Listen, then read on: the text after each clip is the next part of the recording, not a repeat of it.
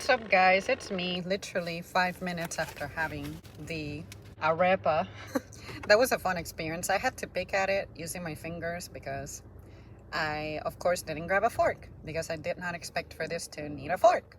So why would I get a fork if I'm not going to use a fork?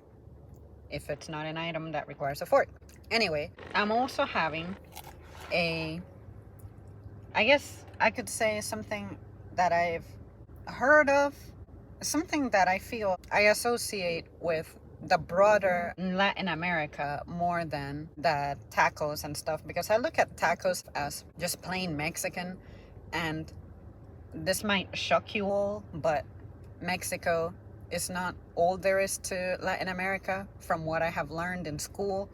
There's Spain out there in Europe, the mother that started it all. Then there's almost the entire South American continent, which nobody ever really talks about, except for Brazil and the Amazon. And then you have Central America, which consists of your Guatemala, El Salvador, Panama. Nobody ever mentions Panama, except for like Cold War stuff. But it's exciting to know that there's more to it than that. And even the Philippines, they tend to have Spanish as one of their languages too.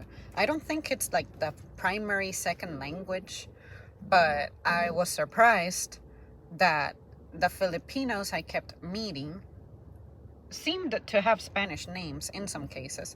So I would ask them if they knew Spanish, and they said they knew a little bit. Some of them could legit speak it. Some could read it and hear it, but not really speak it.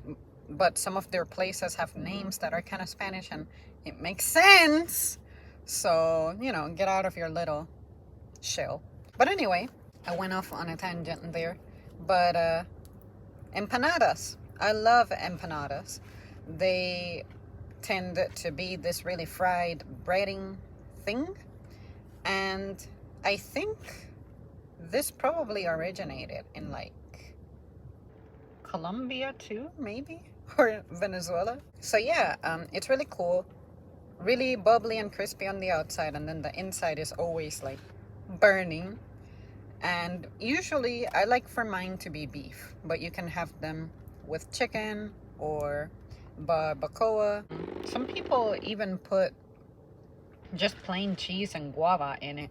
Me personally, I have tried the guava stuff. It was cool, but it's not really what I need in my life. I don't associate this as a dessert. I associate this more as, I want for it to have meat and not fruit in it. Some places offer a little sauce. They call it a rose kind of sauce. And me personally, I don't need it in an empanada because like the beef is already well seasoned and cheesy. So why would I do that? But I think that I like to have my first bite with the sauce, since the first bite is usually plain. And yeah, just have it like that. It's usually plain before I get to the meat, I should say. So yeah, it kind of opens it up like that. And then that's when the fun begins.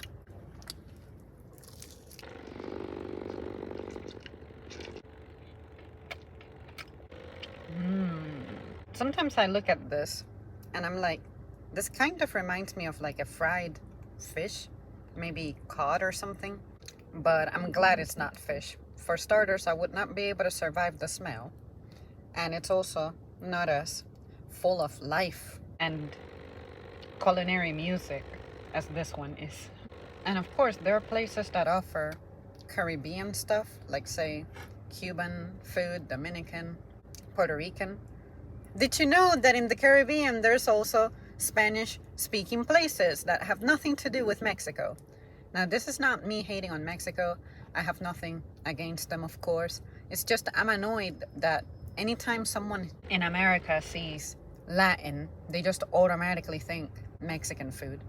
And the reason I say this is because this place that I went to get this, it labels itself as Latin foods.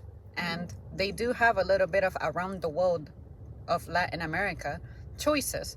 But when people ask me, hey, have you been to that place that's right there? What do they have there? Is it Mexican food? I'm like, everything Latin is not Mexican.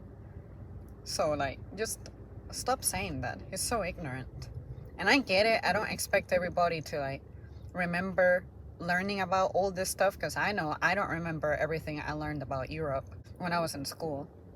And definitely not everything that I learned about South America and stuff. But, like, damn. Just try to remember something. Try to be respectful of another place. Especially if this is a country that's supposed to be so diverse and stuff. Just put in the effort. Respectful and embracing diversity. So yeah, some days I take the little sauce and I will, if the empanada opens up just right, I will kind of pour it inside it. I can't do it today because it's not like open up, but yeah, that's kind of what it looks like. To me, it doesn't add to the flavor, but doesn't take away from it either. Like, I'm fine with or without, but I'll have a few bites without it, and then I'll have a few bites with it. I think that little roast sauce goes better with beef than chicken stuff. Yeah, this is great. I could have this every day of my life.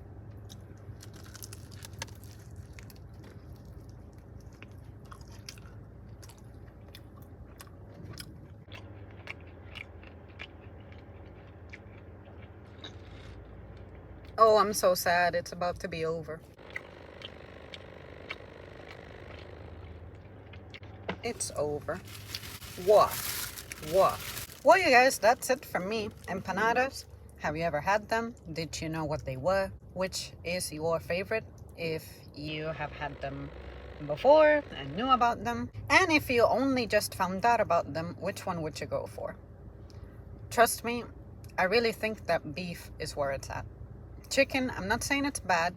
It's just that I feel like chicken taste goes better with corn flavor, and then I think that beef goes better with breaded flavors.